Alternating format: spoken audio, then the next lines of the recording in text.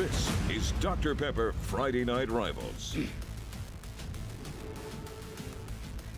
Couple of teams stepping out of region play here tonight as we approach the halfway point of the season, and a big rivalry here on the Eastern Shore. The Daphne Trojans in 7A make the short bus ride to the Hill here in Spanish Fort to take on the Toros, a 6A team that looks like one of the top teams in that tough region for sure. Good evening, I'm Jim Cox, my partner Dan Brennan. And Dan, you know, this rivalry's not all that old when you compare maybe Foley and Fairhope, Daphne, and those things. But boy, it is an intense one, and I think we've done almost every one of these games. Yeah, it feels like it's appointment TV for sure, Yep. and they've been on ESPN a time or two. This rivalry, and they could just about, if Daphne wanted to, wouldn't make any sense. They could jog here. It's maybe 3 or 4 miles away, but it is intense. Both communities really get into it. You're going to see a big packed stadium tonight. It's going to be fun. Yeah, and it's our best night weather-wise for football. We've got dry air, and it's going to be beautiful here tonight.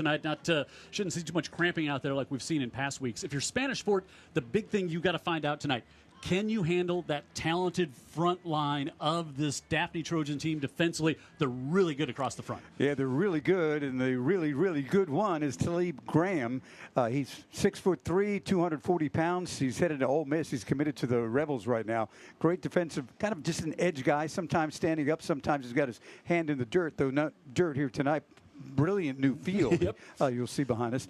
So Graham is somebody they're going to have to handle. You know, we saw this Spanish Fort team a couple of weeks ago go against a really good Saraland team, obviously. But the one player that really jumped out at us that we've seen grow, the quarterback, Aiden Schamberger. Aiden Schamberger, and they're asking more of him this year, too, and tonight in particular. Aiden Schamberger is a cool customer. He's got a great throwing percentage, but they may ask him to run a little bit tonight, too. The reason they don't want to do that too much is they're so dependent on Aiden Schamberger. They don't want him to get hurt, but he's a great athlete. It's a rivalry that's been dominated thus far by Spanish Fort. They are 10-2 all-time against this Daphne Trojan team. They've won the last 3 in a row as well. We'll see if that streak can get snapped by the Trojans here tonight as we kick things off from the Hill, coming up right after this.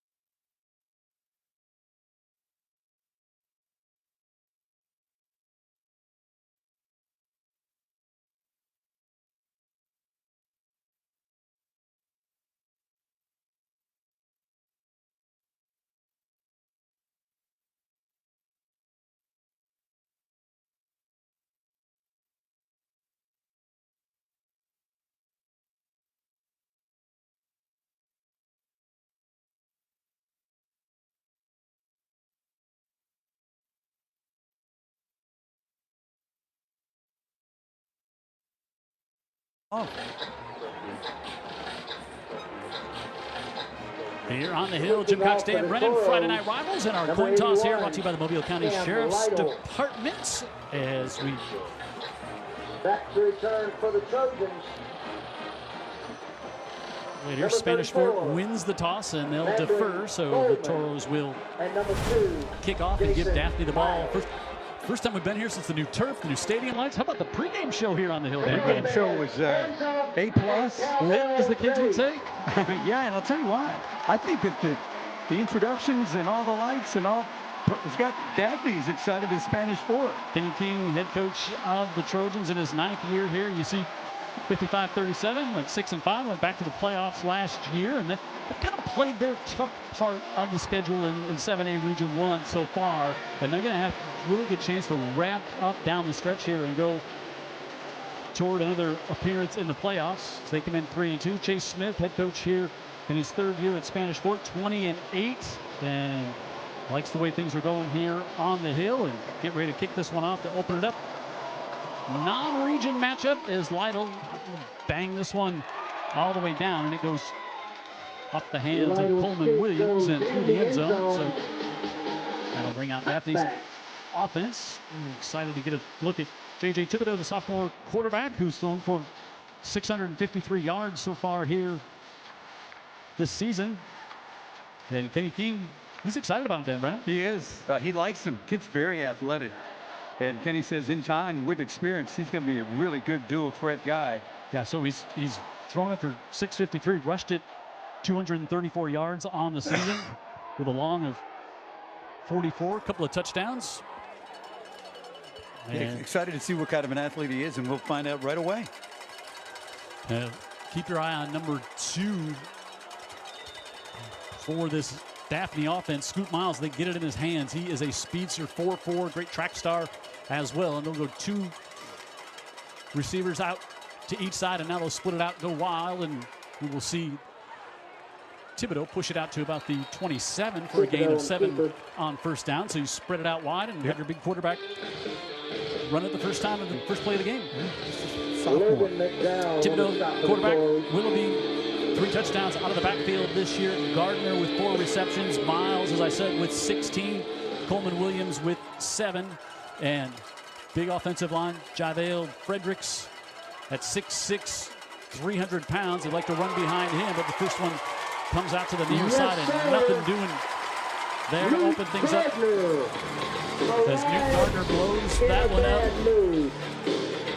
Trying to come out of the backfield to Willoughby, and Gardner, nobody picks him up. Trying to get him to the edge and out. Bring up 3rd and 3. You don't have to invite the Spanish Fort defense to the tackle. They're good to go. Coleman Williams comes in motion, and they'll give it to him, and he'll turn the corner, and he's going to pick up the Roof Doctors first down up to the 36-yard line. So a gain of 9.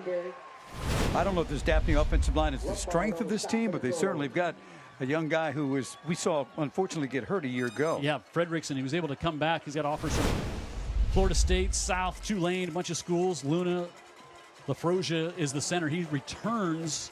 Brown's returning starter as well. Maxwell on the right side as we try to quickly get through those lineups.